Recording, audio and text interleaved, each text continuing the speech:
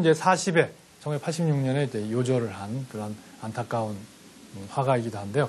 우선 초기에는 이런 그 마케팅이라고 하는 지옥도, 그러니까 불화의 지옥도를 우리 시대의 이야기로 이렇게 환원해서 그린 그림이죠. 지금 코카콜라도 보이고 그 다음에 먹어라 뭐 이런 그 아이스콘 그림도 보이고 한데요.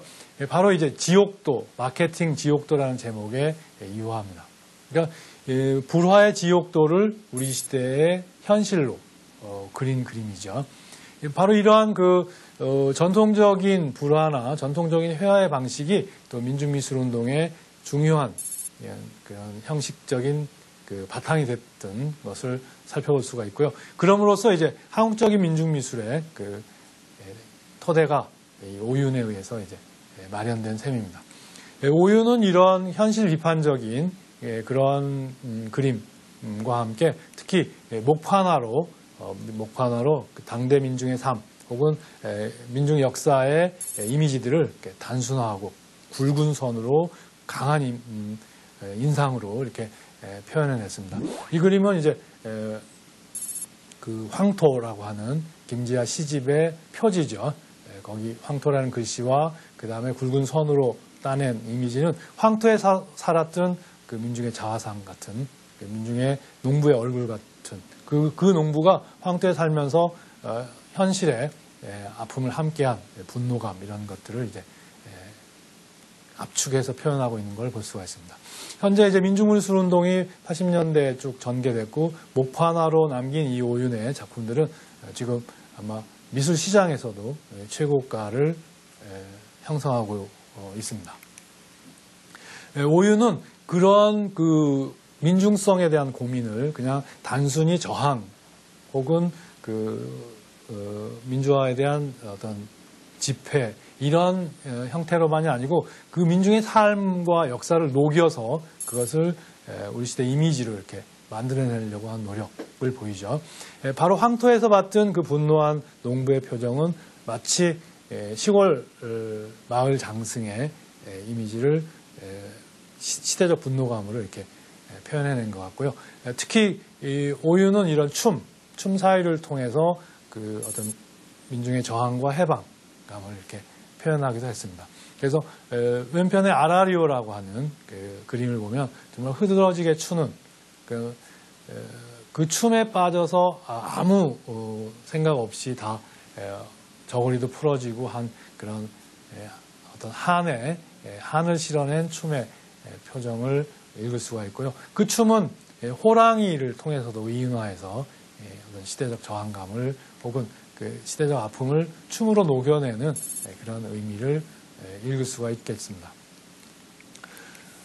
또한 이런 그 오윤의 목판화 작업은 후배 화가들에게 큰 또 영향을 미쳐서 80년대 민중미술운동의 주요 성과 중에 하나가 이 목판화 작업들이죠. 목판화 운동으로 시민운동으로 전개되기도 했고 그 다음에 일상의 운동으로 전개되기도 했고 그 다음에 이 목판화 작업을 통해서 빠른 표현과 단순화를 통해서 그 시대 당대 당시의 그 이야기들을 이렇게 만평해내기도 했습니다.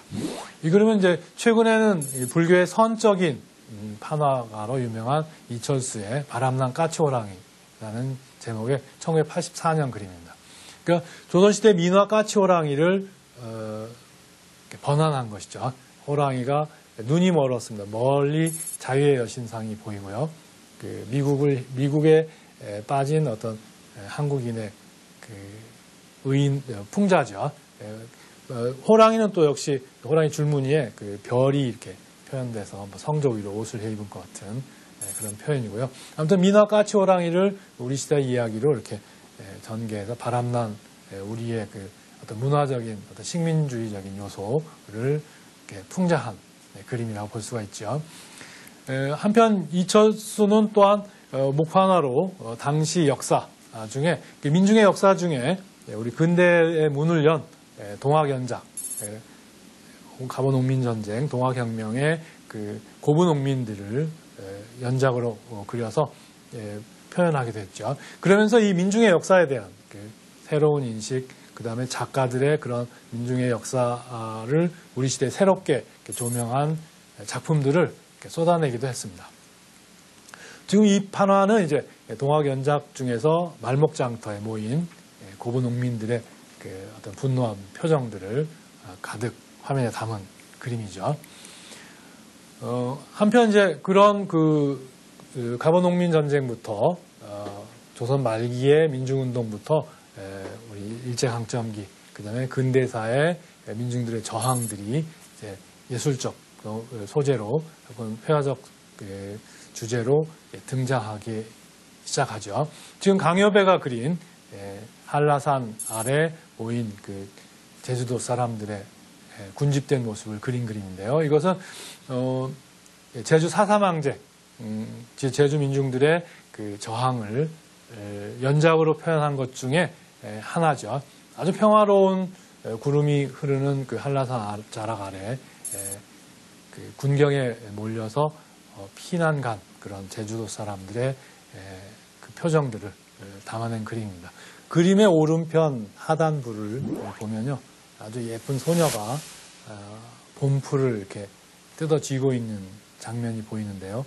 왠지 이제 제주도 사람들의 저항과 어떤 소녀의 그 봄맞이를 통해서 이제 희망을 읽을 수 있기도 합니다.